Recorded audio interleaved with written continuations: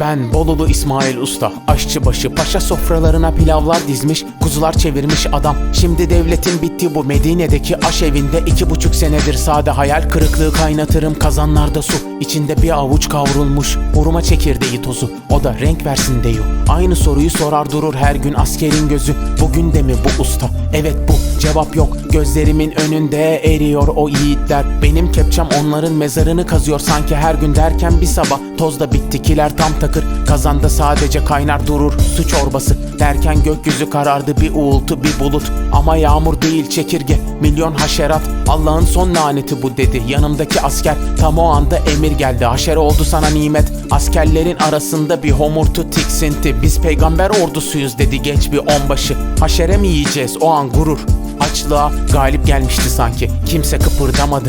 Bu sofrada gurur neydi, bu kazanda nimet ne? Cevap ne tatta idi ne de dilde, cevap en zor anda. O ilk lokmayı yutabilen de, cevap o tiksintiyi yenebilen sadakatte.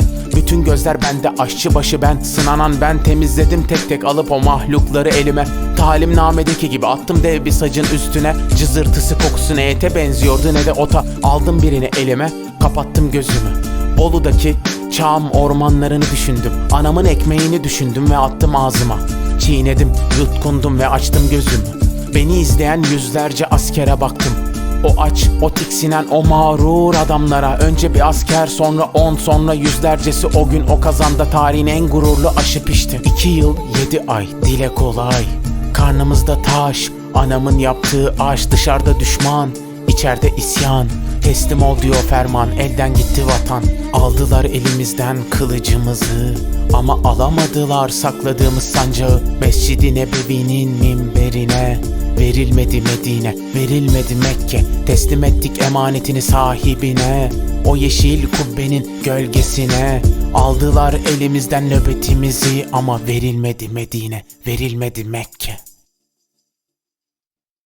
Ben Selanikli Hasan Usta, sermakinist. Bağdat'a ferman, Hicaz'a dua taşımış adam. Bir gece istasyona çağırdılar beni. Her yer zifiri karanlıktı, gördüm ellerinde o sandıkları. Ne olduğunu sormadım, zira sorulmazdı. Bu sıradan büyük değildi, bu el hak bir sırdı. Paşa lokomotifimin yanına geldi, koydu elini omzuma. Gözleri o karanlıkta bile yanıyordu. Dedi ki Hasan Usta, bu yük bu devletin namusu. Bu tren Şam'a ulaşmak zorunda, ne olursa olsun. Trenin kazanına baktım, yanan kömür değil kalbimde. Haydi kızım dedim, bu yük senin, bu namus bizimdir. Rayların üstünde bir demir yılan, çölde bir hedef. Gündüz cehennem ateşi, geceleyinse ayaz. Her köprü bir tuzak, her vadi bir pusu. Sarışın bir şeytanın dinamitleri perişan etti yolumuzu. Durduk raylar paramparça, 3 askerim indi. Tamire koştu, ben de indim. Elimde anahtar silah değil, benim savaşım buydu. Bu demir çelik buhar, sonra o baskın. Vızıldıyordu kurşunlar, ateşçi Mahmet düştü yanıma. Kanı kömüre karıştı, bağırdım kömür atın, daha fazla kömür atın. Benim cihadım buydu, bu regülatör, bu kazan siperim. O demir yılanı ateşin içinden kamçılayarak geçirdim. Şam'ın ışıkları bir rüyaydı sanki. Trenden geriye ne kaldı bilmem. Delik deşik vagonları açtılar, o sandıkları indirdiler. Tıpkı bir bebeği kundaklar gibi, kucaklar gibi. O an o sandıklardan biri bir askerin elinden kaydı, kenarı çatladı. Oradan bir saniyelik bir nur sızdı, gördüm, vallaha gördüm onun o mübarek sancağını. Zülfikar'ın kabzasını, sakalı şerifin mahfazasını. Dizlerimin üstüne çöktüm, ağlıyordum.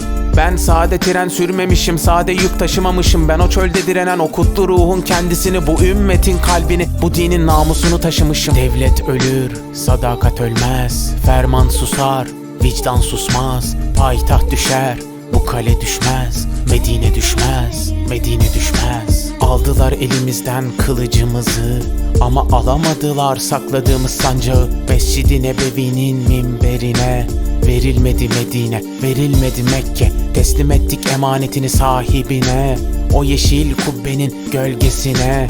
Aldılar elimizden nöbetimizi, ama verilmedi Medine, verilmedi Mekke.